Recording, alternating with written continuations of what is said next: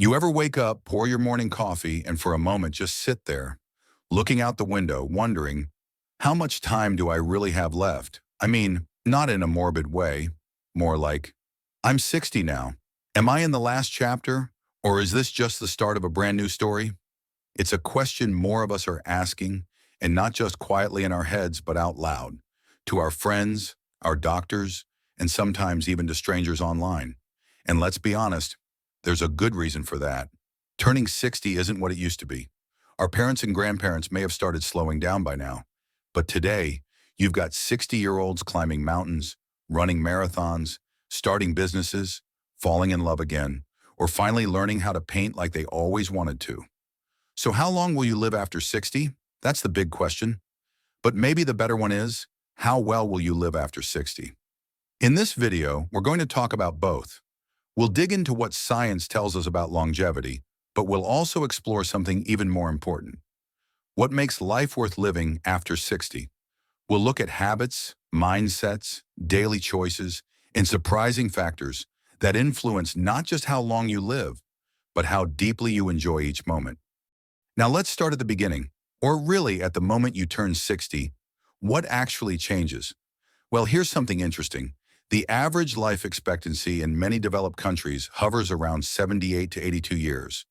But, and here's the kicker, if you've made it to 60 in reasonably good health, your chances of living another 20, 25, even 30 years are higher than most people think. In fact, according to actuarial studies, a healthy 60-year-old today has a good shot at living well into their 80s or even 90s. But there's a huge range. Some people cruise through their 60s and 70s, active and sharp. Others struggle. The difference? It's not just good genes. Sure, genetics play a role, but they account for only about 20 to 25% of how long we live. The rest? That's lifestyle, choices, relationships, purpose, and sometimes a little bit of luck. Let's start with one of the most underrated yet most powerful pieces of the puzzle: mindset. Sounds simple, right? But mindset is more than just positive thinking. It's how you frame your experience of aging. Studies show that people who believe aging is a time of growth, not decline, actually live longer. Up to 7 years longer, according to some research. That's not a vitamin. That's not a new gym routine. That's a thought. Take Margaret, for example. She turned 60 and decided she was done thinking of herself as old. Instead, she treated her 60s as her freedom decade. She joined a hiking group, started painting, reconnected with her college roommate. She didn't do it to fight aging. She did it because she finally had time to live the way she wanted. And you could see it on her face. Joy, curiosity, energy. That's the kind of mindset that doesn't just extend your life, it fills it. But how do you build a mindset like that if life hasn't exactly been easy? Maybe you've dealt with loss. Maybe your body isn't cooperating. Maybe you feel stuck. That's real. And here's the thing, mindset isn't pretending everything's perfect. It's recognizing that you still have choices. You still have agency. Every day you wake up, you get to decide what kind of day it's going to be. Not always how it goes, but how you meet it. And this is where purpose comes in. Purpose isn't some lofty goal like curing cancer or writing the great American novel. Though, hey, if that's your thing, go for it. Purpose can be as simple as checking in on your neighbor, helping your grandkids with school, volunteering once a week, or even just growing tomatoes in your backyard. Purpose gives you a reason to get up, a reason to keep going. In fact, research from Japan, home to some of the world's longest living people, shows that people with a strong sense of purpose, what they call ikigai, live longer and healthier lives. And the beautiful thing about purpose is that it doesn't retire. It evolves.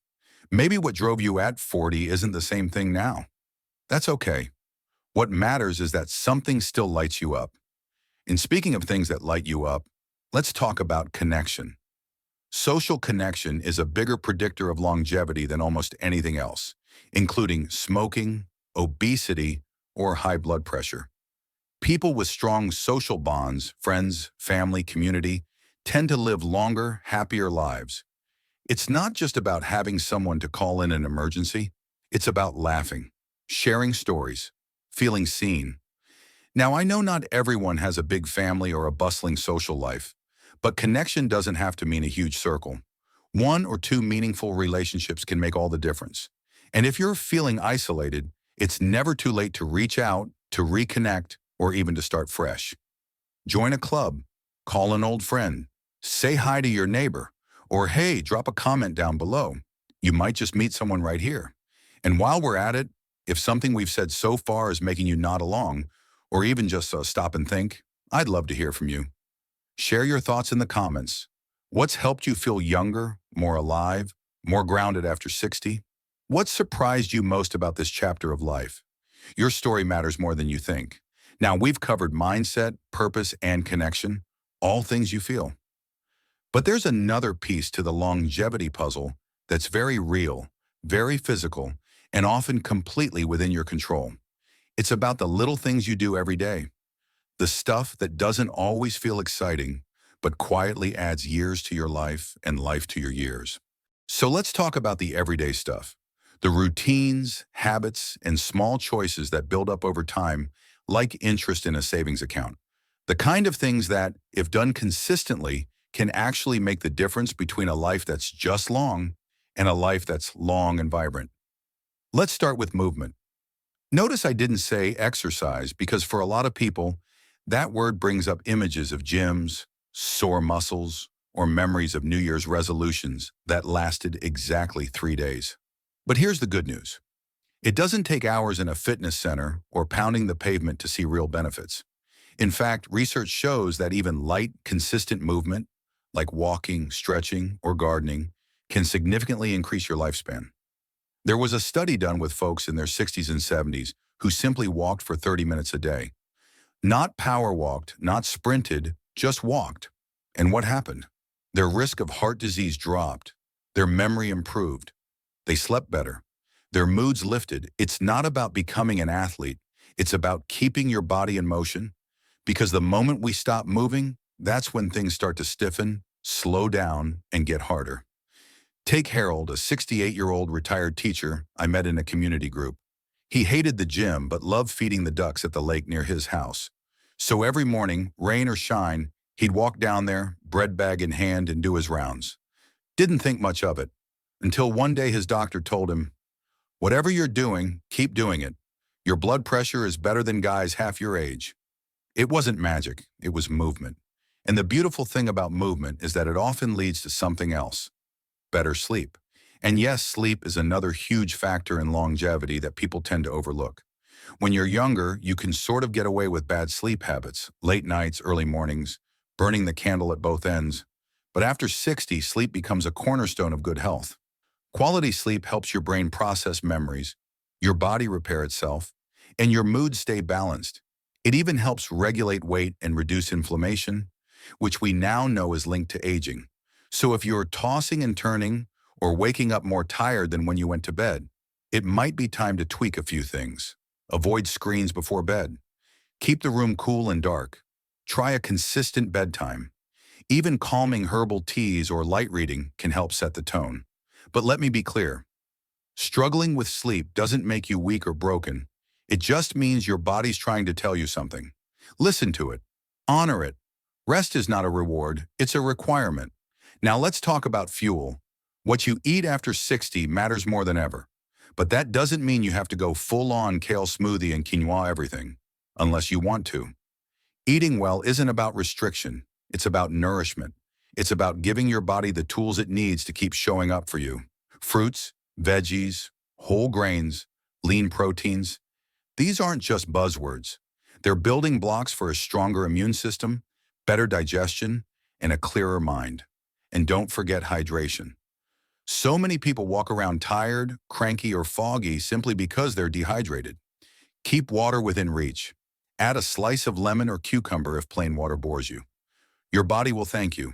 And here's the secret that doesn't get talked about enough. It's not about being perfect. It's about being better more often than not. If you love chocolate, have the chocolate. Just balance it out. If you enjoy wine with dinner, savor it. But be mindful. Life isn't meant to be a punishment. Food can still be joyful. It just doesn't need to be self-destructive. That brings me to something that gets less airtime in longevity conversations, but is absolutely essential. your emotional health. After 60, you've seen a lot. Loved ones lost, careers retired, relationships changed. There can be grief, regret, even a sense of drifting. These are heavy and it's okay to feel them. But the key is not to carry them alone. Emotional well-being is as important as physical health. Chronic stress, unresolved sadness, even bitterness, they can age you from the inside out. There are actual biological effects. So talk to someone, a friend, a counselor, a support group. Or maybe you just start with a journal. Put your thoughts somewhere. Don't let them eat you from the inside. I once heard someone say, aging is not for the faint of heart. And they're right. But it also doesn't have to be lonely. If you felt that quiet ache, the one that comes when life feels smaller than it used to, please know you're not the only one. And more importantly, it's not the end. Sometimes that ache is just a signal, a nudge, a reminder that something new wants to begin. And often what begins is healing. Because aging doesn't just bring wrinkles and wisdom, it can bring release. Freedom from roles we've outgrown, from chasing things we never really wanted, from old expectations. This can be the most honest chapter of your life if you let it. So I invite you, yes, you, watching this, to do something today, no matter how small, that signals to your body and mind that you're not done yet. Take a walk, call someone you miss, cook something nourishing, write down one thing you're grateful for, or leave a comment and tell us what gives your life richness right now. And by the way, I read those comments. I see you. Whether you're 60, 70, 85, you still have a voice that matters. And when you share your experiences here, you're not just helping yourself. You're helping someone else who might be feeling lost, unseen, or unsure. Now, we've talked about movement, sleep, nourishment, and emotional well-being. And you might be wondering, how do all these pieces come together? How do they actually change how long you live? Well, science shows that the people who live the longest don't just do one thing right. They do a bunch of small things right, consistently over time. It's not about being perfect, it's about showing up for yourself again and again. But there's one more piece of the puzzle we haven't touched yet, one that sometimes gets forgotten, especially in our later years. It's about learning, curiosity, growth, keeping your mind alive, your soul engaged. Because your brain, just like your muscles, needs exercise too. And that's where we're headed next. So let's pick up right where we left off, with the brain, the most powerful organ in your body, and arguably the one that matters most when we're talking about truly living, not just existing. Here's the truth. Your brain wants to keep learning. Even after 60, even after retirement, even after the kids are grown and the routines have settled in. The brain is not like a storage unit that just sits there full of old memories. It's more like a garden. The more you water it, the more it grows. And the moment you stop using it, weeds begin to creep in. Forgetfulness, confusion, or that frustrating feeling of, I used to be sharper. But the good news, you can fight that. And not with crossword puzzles alone. Though those are great, it's about challenging yourself, learning something new, reading, writing, playing an instrument, picking up a new language, or even just learning how to use a new piece of technology. These things light up your brain in ways that literally help keep it younger. There was a study, maybe you've heard of it, where older adults were taught how to use iPads. Some had never touched a touchscreen before. At first it was frustrating, but over time those who kept at it saw improvements in memory, attention, and even self-confidence. Why? Because the brain was adapting, forming new connections, and thriving on the novelty. And that's the magic word here, novelty, newness. When we engage with something unfamiliar, our brains get a workout. Think about how excited or maybe nervous you felt the first time you learned to drive, or started a new job, or walked into a class as a kid. Your brain was firing on all cylinders. That doesn't have to stop just because you're past 60. In fact, that's the perfect time to dive into something fresh. Now, I know someone out there is probably thinking, what's the point? Why start something new now? And my answer is simple. Because you can. Because you're still here. Because your story isn't finished yet. If you've always wanted to paint, paint. If you've always wanted to understand Italian opera, Start listening and learning, not for a grade, not for anyone else, just for the joy of it. A friend of mine, Diane, is 72, widowed, kids out of state, and for a while she said every day felt the same. So one day she went to the library and checked out a book on Greek mythology, something she'd never looked into before. That led to her joining a local book group, which led to weekly coffee meetups, which led to her feeling more energized, more engaged, and yes, happier. It all started with a simple, curious choice. And happiness, by the way, is a longevity superpower. People who report higher life satisfaction tend to live longer, healthier lives. It's not just about laughter or smiles, it's about purpose. Having something to wake up for, to look forward to. Purpose keeps you going even when your joints ache, or your days feel a little quieter than they used to. Which brings me to another major factor in how long and how well you live after 60, connection. You see, human beings are wired to connect. And while solitude can be peaceful, isolation is dangerous. Studies show that chronic loneliness can be as harmful to your health as smoking 15 cigarettes a day. Let that sink in for a moment. And loneliness doesn't always look like you'd expect. You can be married and still feel alone. You can have family nearby and still feel unseen. That's why true connection goes beyond just being around people. It's about being known, being heard, being understood. So what can you do? Reach out, even when it feels awkward, even when you worry you might be a burden. The truth is, most people are craving connection just like you. Join a local group, volunteer, call an old friend, or comment right here under this video. This channel is not just for watching, it's for sharing. And the more voices we hear, the stronger we all become. Let's pause and think about the people in your life. Who makes you feel most alive? Who lifts you up? Who do you miss? Maybe this is your sign to call them, write to them, or send a silly picture just to say, I thought of you. Those little acts, they matter more than you think. They make life feel fuller, and they give you the emotional armor to handle the tough days. There's one more layer to this conversation about longevity that we haven't quite talked about yet, and it's a big one: attitude. Your mindset can literally change your biology. People who believe aging is a decline often age faster. People who see it as a new chapter often thrive.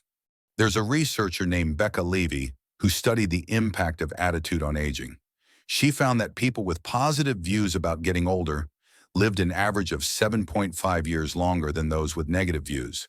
Not 7.5 months, years. That's massive. And it makes sense, because if you believe that life is over after 60, you start acting like it. You stop investing in yourself. You stop dreaming. But if you believe that there are still joys ahead, still moments worth savoring, still growth to be had, you start living like that too. Your attitude shapes your actions, and your actions shape your future. So ask yourself this: what kind of life do you still want to live? What kind of person do you want to be known as in this next chapter? The wise storyteller, the adventurous traveler, the loving grandparent, the community helper? It's never too late to become more of who you are. And before we wrap this part, I want to say this clearly. You're not behind. You haven't missed the boat. You are not too old to change something, learn something, or begin again. One of the gifts of getting older is the clarity to know what matters. And that kind of wisdom, that's power. Let's keep talking in the comments. I'd love to hear what new things you've taken up after 60. Maybe you started painting. Maybe you're learning how to dance. Maybe you just read your first mystery novel in years. Whatever it is, share it. Your story could be the spark that lights someone else's path. Now, so far we've covered physical habits like movement and sleep, emotional health, intellectual stimulation, and the importance of staying connected. All of these work together like a symphony to help extend not just your years, but the quality of those years. But there's one final piece that ties it all together, and it has everything to do with how you show up each day. It's about your sense of meaning, your sense of identity, and how you pass on what you've learned. Because living longer isn't just about you. It's also about what you give while you're here. Because living longer isn't just about you. It's also about what you give while you're here. And when you think about it, isn't that the part that gives life its deepest meaning? Let's talk about legacy. Not in the grand, write your name in history kind of way, Though if that's your goal, I say go for it. No, I'm talking about the quiet legacy, the one that's built in kitchen conversations, kind words, Sunday afternoons with grandkids, or even just the way you listen to someone when they needed it most. That legacy. You see, after 60, your story becomes more powerful than ever before, because now you carry decades of wisdom. Lessons learned not from textbooks or news articles, but from life itself, from falling down and getting back up, from heartbreak and healing, from joy and loss, and everything in between. That wisdom, it's priceless, and the world needs it. Too often we hear this false idea that aging is a decline, a retreat, a shrinking of relevance. But that couldn't be further from the truth. In fact, many cultures around the world honor elders as storytellers, mentors, and spiritual guides. Why? Because you've been through things. You've seen patterns, you've made peace with imperfection, and you know what really matters when the noise dies down. So whether you're 61 or 91, you still have something incredibly valuable to offer, your perspective. And here's the beautiful twist. The more you give it, the longer you live. That's not just poetic, it's scientific. Volunteering, mentoring, helping others, it boosts your mood, lowers stress, and even strengthens your immune system. Studies have shown that people who regularly give their time, attention, or skills to others tend to live longer and feel more fulfilled doing it. Take Walter, for example.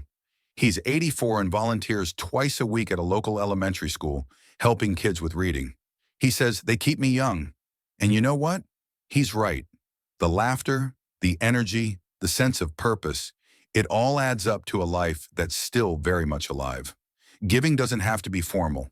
Maybe it's sharing your stories with your grandchildren. Maybe it's teaching your neighbor how to bake that secret family recipe. Maybe it's simply offering encouragement in an online community, like this one, right here. And if you're watching this and thinking, well, no one wants to hear what I have to say, let me stop you right there. Someone does. Someone out there needs the wisdom you carry, the experience you've lived through, the calm that comes from knowing that storms do pass. You are a living history book, and your pages are still being written. Now let's talk about hope, because hope is a life extender too. Having a sense of what's possible, even after setbacks, is a quiet engine that keeps you moving forward. Maybe you've faced health challenges. Maybe you've lost someone you love. Maybe you've wondered if your best days are behind you. But hope says, there's still more for you. Hope doesn't promise that life will be easy, but it whispers, try again. And that whisper, when listened to, can guide you into some of the most beautiful moments yet. And here's a little secret about those best days. Sometimes they sneak up on you. You're watching a sunset and realize you feel peaceful. Or you meet a new friend at the cafe who just gets you. Or your child says something that makes you laugh so hard you forget what hurt. These little moments are proof that life still has magic in it, no matter your age. So maybe the real question isn't, how long will I live after 60? But how deeply will I live after 60? Because longevity without joy is just counting days. But longevity with purpose, connection, and growth, that's something worth waking up for. I hope this conversation has reminded you that your next years can still be full of life. Real, rich, meaningful life. And more than that, I hope it inspires you to take action. Not big, grand gestures, just one small thing.